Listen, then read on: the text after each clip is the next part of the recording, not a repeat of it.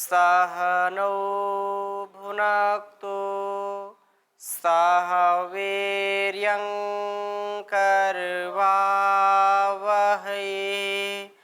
तेजस्विनावधीतमस्तु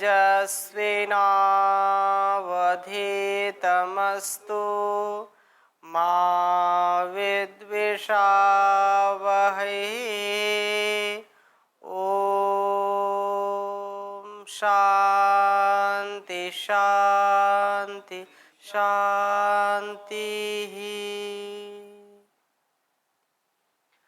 वैदिक जीवन पद्धति में हम बहुत ही विशेष प्रार्थना का स्वाध्याय कर रहे थे पिछली कक्षा में, जिसमें वरदा वेद माता, जो वेद माता वरदा है अर्थात हर प्रकार के सुखों की दात्री है, हर प्रकार से हमारे जीवन को जो उच्च कोटि का बनाने का उपदेश करती है, ऐसी माता जो हर पल हर क्षण जिसके ज्ञान में हम आगे बढ़ते रहते हैं, जिसको जान करके कोई भी व्यक्ति किसी भी प्रकार से जो दुरित है, दुर्गुण है, दुर्व्यसन है, उसमें नहीं फंसता है, उसका जीवन सदा सर्वदा उच्च शिखर की ओर आरोहण करता है, वह चढ़ता जाता है, बढ़ता जाता है, उसका दुख, उसका क्लेश, उसका कष्ट सब कम होता जाता है। तो ऐसे भाव से इस वेद मंत्र का हम स्वाध्याय कर रहे थे। ओम स्तुता मया वरदा वेद माता प्रचोदयन्ताम पावमानी द्विजानाम आयुः प्राणम प्रजाम पशुम कीर्तिम द्रविड़म ब्रह्म वर्चसम मह्यम दत्वा व्रजत ब्रह्मलोकम स्वाहा। इस मंत्र में बहुत ही अच्छा भाव छिपा हुआ है और इस भाव को यदि हमने समझ लिया तो निश्चित रूप से हमारा जीवन वेदानुकूल हो जाएगा, धर्मानुकूल हो जाएगा, आत्मानुकूल हो जाएगा, समष्टि के अनुकूल हो जाएगा। बहुत बड़ी ये प्रार्थना है। तो इस प्रार्थना के संदर्भ में हम चर्चा कर रहे थे कि वह परमात्मा जो वेद ज्ञान को देने वाला है और वेद ज्ञान से हम अनेक प्रकार के जो है उस वेद माता के द्वारा जो हमको प्रेरणा मिलती है, उस प्रेरणा से हम सतत सदकर्म सद्धर्म के कार्यों में लगे रहते हैं। अन्याय, अंधकार, अविद्या, अभाव, अपूर्णता, इनसे हम सदा बचते रहते हैं, हम इनमें कभी फंसते नहीं हैं। तो ऐसा ही भाव मैं और इसकी और आगे चर्चा करूं। पिछली कक्षा में से कोई प्रश्न हो तो पूछिए। ओम जी स्वामी जी, ये प्रश्न आया अभी इसमें कि जैसे राजा लोग थे या समाज में आदमी बहुत धनवान व्यक्ति होते हैं जो सभी संसाधनों का पूरा उपयोग करते हैं, तो आमजन कैसे जाने कि ये प्रभु को चरणों में समर्पित होकर के कार्य कर रहे हैं, ये ऐसे ही कार्य कर रहे हैं? तो कैसे सामान्य व्यक्ति का जो है व्यक्ति समाज के लोग इसको जान सकें, इस पर थोड़ा सा प्रकाश डालें। जी, बड़ा अच्छा प्रश्न है। और क्योंकि कुछ ऐसे विलासी राजा भी हुए हैं, ऐसे क्रूर राजा भी हुए हैं जो प्रजा को और शासन व्यवस्था को कलंकित करने का भी काम किया है। वर्तमान में तो खूब हम देख सकते हैं, अब से पीछे 100, 200, 300, 500 या 1000 वर्ष तक यदि हम देखते हैं पिछले इतिहास को, तो ऐसे राजाओं की बहुत लंबी सूची हम बना सकते हैं जो क्रूरता की प्रतिमूर्ति थे। हाँ, और मतलब इतना भोग विलास के पूरे वो एक प्रकार से कहें तो अव्वल दर्जे के भोग विलासी थे। लेकिन यहाँ जो बात कही है वेद माता के ज्ञान के बाद कि ऐसे जो है प्रजाओं की उत्पत्ति वो कर पाता है और ऐसा वो प्रजा जो अच्छे राजा को पाकर के श्रेष्ठ समाज का निर्माण करते हैं। हमारे और भी बहुत सारे राजा मिल सकते हैं। तो हमको जो अच्छे हैं, हमारे जो आदर्श बन सकते हैं, ऐसे राजाओं महाराजाओं का हमको जो है उनका उदाहरण हमको प्रस्तुत करना चाहिए। तो कुछ आदर्श हम अपने समक्ष रखें।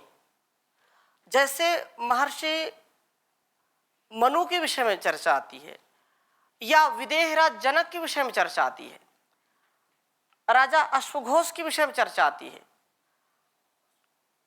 हर्ष के विषय में चर्चा आती है।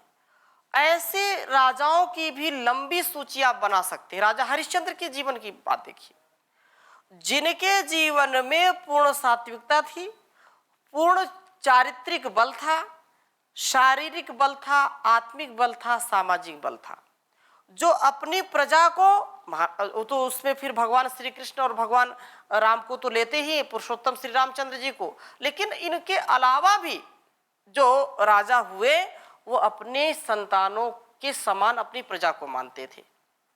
ऐसा वेद ज्ञान के प्रभाव से उनके जीवन में हुआ। वेद माता, जो वेद ज्ञान उनके जीवन में आया तो उससे उनको सुसंतति भी मिली और यश कीर्ति भी मिली।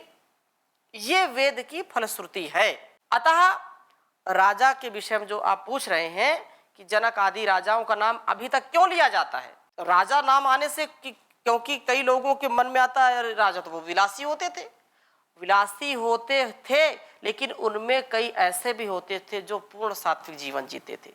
राजा होते हुए भी तपस्वी जैसा जीवन जीते थे। उनका राज भोग या राजकोष उनको कभी भी अपनी ओर आकर्षित नहीं कर सका। भगवान श्री रामचंद्र जी के भाई को देखिए, भरत जी को, जब तक 14 वर्ष वनवास में रहे तो वहां रह करके नंदी ग्राम में रहते थे, राज्य का सुख भोगा नहीं। तो ऐसे बहुत सारे जो है उदाहरण मिल जाएंगे आपको, ऐसी घटनाएं मिल जाएंगी, और जो सत्य घटना है, कोई जो है ऐसी नहीं कि बस कुछ भी लिख दिया। महर्षि मनु और महर्षि इनको जो है राजा जनक के विषय में विशेष बात ये आती कि ये ब्रह्मजानी तत्व जानी थे। महर्षि मतलब ऋषि मुनि भी इनके पास जाते थे। राजा थे ये, इनके पास जाते थे समस्याओं के समाधान के लिए, इनके पास जाते थे ब्रह्म चर्चा करने के लिए, आत्म चर्चा करने के लिए जाते थे। इतने उच्च कोटि के विद्वान थे। अब सौभाग्य है कि इस समय भी भारत अब ऋषियों के जो उपदेश संदेश के अनुकूल चलने का प्रयास कर रहा है।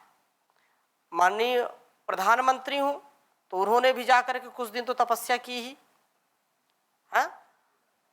निर्लेप होकर के जो शासन करेगा वो निश्चित रूप से कुछ ना कुछ बनेगा, उसका ये संपूर्ण जीवन अच्छा हो जाएगा।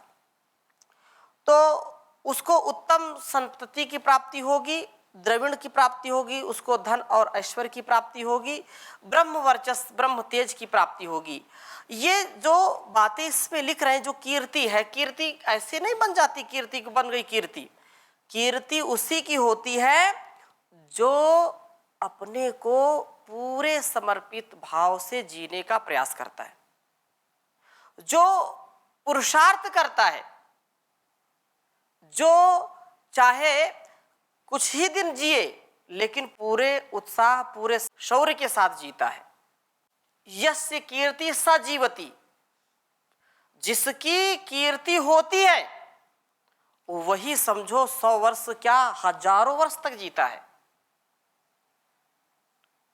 अरे उसका जीना भी क्या, जिसको लोगों ने जाना नहीं। कितने लाखों आए लाखों चले गए, वही अमृत तत्व को प्राप्त करता है जो अपने वेद विद्या को प्राप्त करके अपने जीवन को उत्कृष्ट करता है। हम विचार करें, हम अपने माता पिता या अपने कुल वंश में कितने लोगों के नाम जानते होंगे, कितने लोगों को जानते होंगे? ज्यादा से ज्यादा 2 3 4 5 पीढ़ी। उसके पीछे और कितनी श्रृंखला है हम नहीं जानते, लेकिन उनके जो महापुरुष हजारों वर्ष पहले लाखों वर्ष पहले इस धरा पर आए, उनके वंश को हम जानते हैं। स्वतंत्रता सेनानी जो भारत को जिन्होंने आजाद कराया, उनके खानदान को हम जानते हैं। जो 500 वर्ष 1000 वर्ष पहले के हुए, उनके पूरे वंशावली को हम जानते हैं। लेकिन 200 वर्ष के पीछे के हम अपनी कथा हम नहीं जानते। अगर किसी नवयुवक नवयुवती से पूछिए, बुजुर्ग से भी पूछिए कि भाई कितने लोगों को आप जानते हैं अपने परिवार में, बिरले ऐसे मिलेंगे कि उनको अपने परदादा या एक दो और पीढ़ियों का नाम पता हो। यहां तक पिता के अलावा उनको दादा का नाम नहीं पता होता कई लोगों को।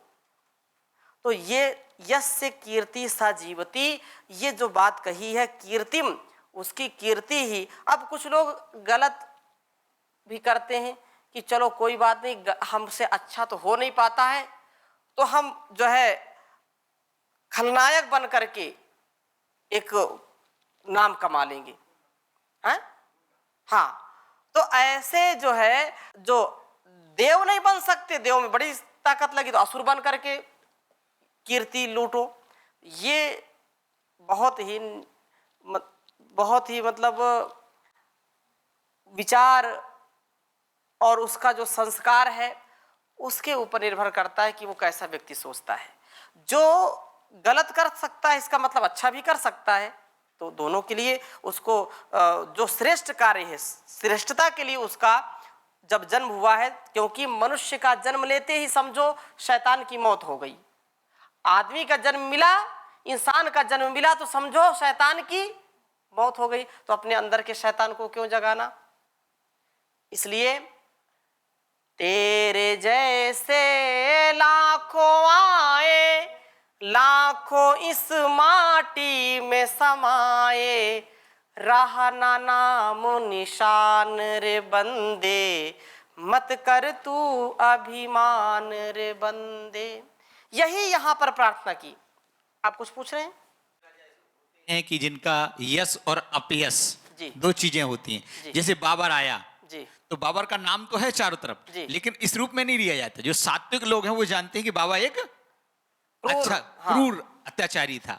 और जहां तक दूसरों के बारे में आता, भगवान राम के बारे में और जो महापुरुषों के बारे में आता है, तो एक अच्छा आता है। तो यश और अपयश दोनों मिलते हैं। अगर गलत काम करके व्यक्ति आगे बढ़ जाता है तो अपयश मिलता है, और अच्छा काम के मिलता है तो यश मिलता है। हाँ, ऐसा। तो जब अच्छा काम करें तो मरना तो है ही है, तो अच्छा काम करके मरे ना। अच्छा, कुछ जो अच्छे लोग हैं तो उन्हीं के नाम के ऊपर तो हजारों लाखों लोग नाम अपना रखते हैं। राम के नाम पर यदि आप सूची बनाओगे तो हो सकता है सैकड़ों नाम मिले। राम से राजा राम है, राधे श्याम राम, रामचरण है, राम प्रसाद है, राम लखन, सीता राम, सिया राम है, राम स्वरूप, राधे श्याम, स्वामी जी महाराज का नाम है ही है। तो जितने भी हैं हजारों नाम मिलेंगे, लेकिन किसी का नाम रावण सुना आज तक है?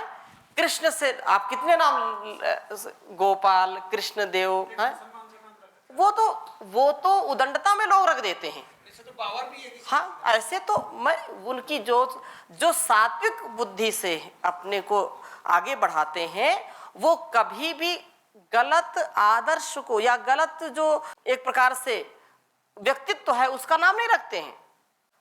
इसलिए कोई भगवान कृष्ण के नाम पर राधे कृष्ण कोई बोलता है, कोई कृष्ण देव है, कोई जो है आचार्य जी का भी नाम है।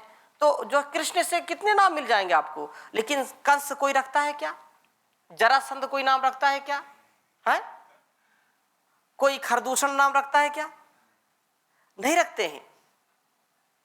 लेकिन कुछ लोग ऐसे अपवाद भी, जैसे आपने कहा, कुछ लोग ऐसे नाम रख देते, वो भी वहां पर भी आप मतलब कुछ तो नाम हो। अच्छा, रावण नाम है, ओहो कौन है रावण, जरा दिखाओ, ऐसे तो एक वो गलत बात है, ऐसा नहीं हमको विचार कर। हाँ, कुंभकर्ण भी नाम कोई किसी ने रखा, अच्छे व्यक्तित्व का ही नाम रखा जाता है।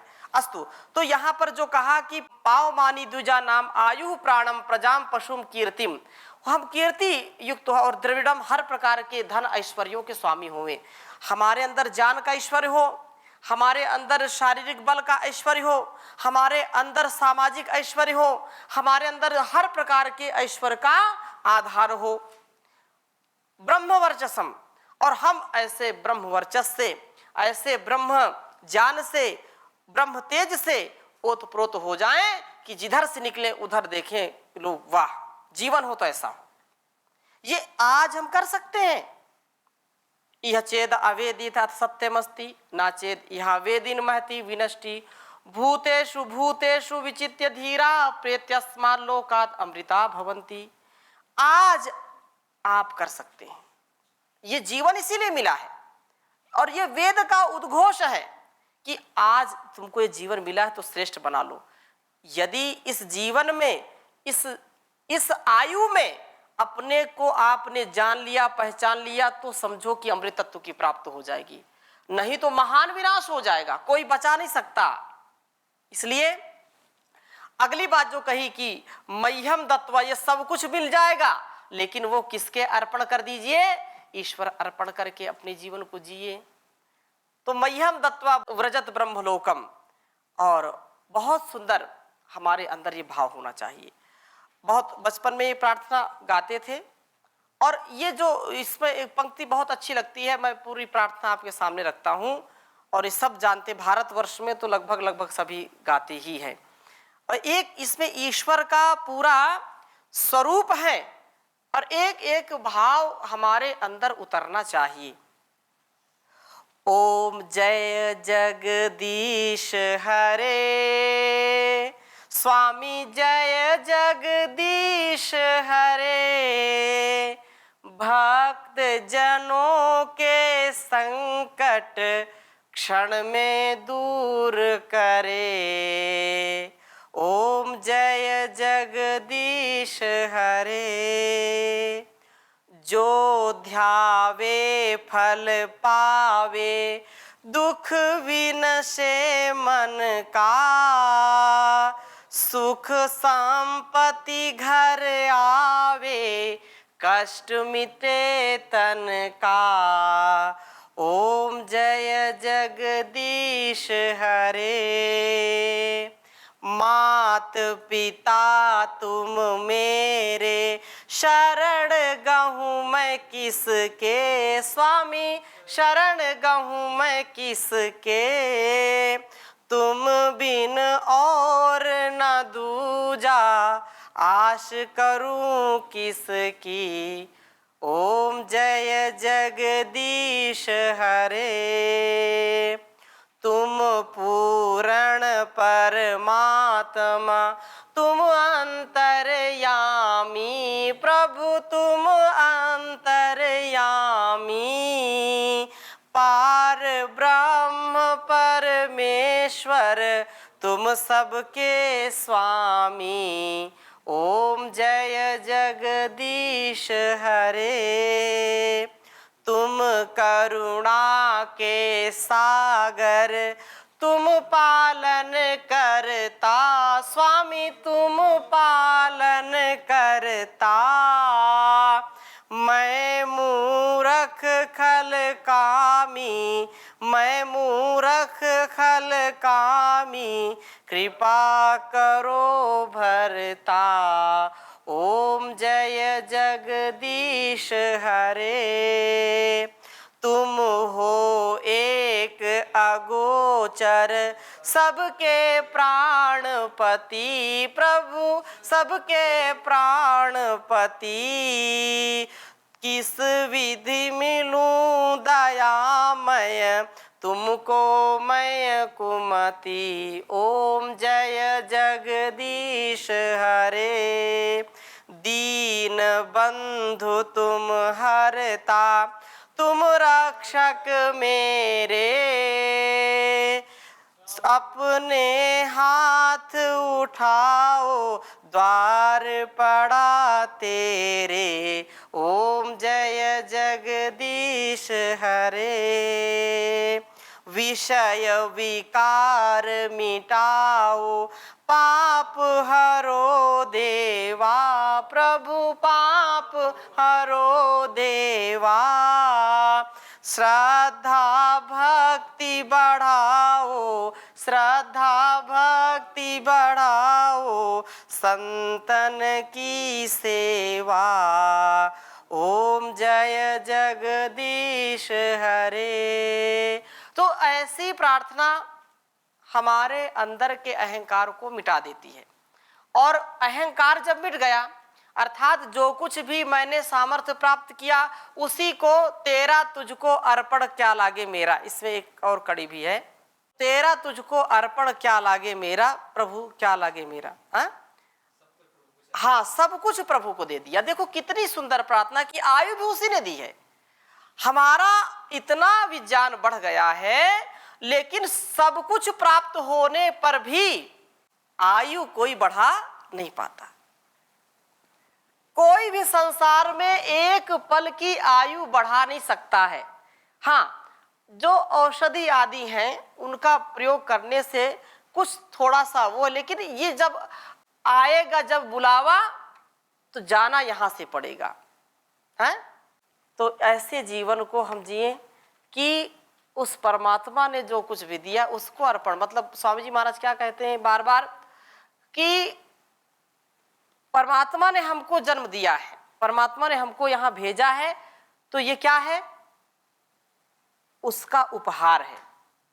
और जब वो बुलाता है तो उसके घर का आमंत्रण है। वो जीवन उसका दिया हुआ उपहार है और मृत्यु उसका आमंत्रण है कि अब आ जाओ, आपने अपना काम जो करना था कर लिया। तो इस जीवन को हम उपहार समझें, और उपहार जो दिया है फिर जैसे बुला लिया तो उसमें कोई शिकायत नहीं है। शिकायत हम करते रहते हैं कि ये नहीं दिया, ये नहीं दिया। तो ऐसी बातें नहीं करके हमको इसमें जो प्रार्थना कही, प्रभु ने जो कहा है हमारे लिए, स्तुता मया वरदा वेद माता प्रचोदयंताम पाव मानी द्विजा नाम। तो मैंने यह वरदा वेद माता तुम्हारे सामने प्रस्तुत कर दी है, यह तुम्हें प्रेरणा दे, द्विजों को यह पवित्र करने वाली हो। आयु प्राणम प्रजाम पशुम कीर्तिम द्रविणम ब्रह्म वर्चसम, यह तुम्हें आयुष्य आदि सातों रत्नों की प्राप्ति कराएगी। 7 रत्न कहे गए हैं, तो इस सातों रत्नों की प्राप्ति कराएगी। और मह्यम दत्वा व्रजत ब्रह्मलोकम, अर्थात इन सातों रत्नों को मेरे प्रति अर्पण करने। 7 रत्न है ना, आयु, प्राण, प्रजा, पशु, कीर्ति, द्रविण, ब्रह्म वर्चस, ठीक है। तो ये 7 रत्न है। तो 7 रत्नों का जो है अर्पण करते हुए इस प्रकार से फलश्रुति वेद के अंत को जो है स्पष्ट कर रही है। स्वयं वेद कहता है कि यस्मात् कोशाद उद्भराम वेद तस्मिन्नंतरव दत्मा एनम कृतमिष्टम ब्रह्मणो वीरेण तेन मां देवास तपसावतेह। जिस कोश में हमने वेद को निकाला था, जिस कोश से अध्ययन की समाप्ति पर इसे उसी में धर देते हैं। वेद ज्ञान की शक्ति से हमने इष्ट कर्मों को किया, उस तप के द्वारा सब देव यहाँ मेरा रक्षण करें। इन शब्दों में वेद की जो है जो प्रेरणा है हमारे लिए, उसको हम धारण करें।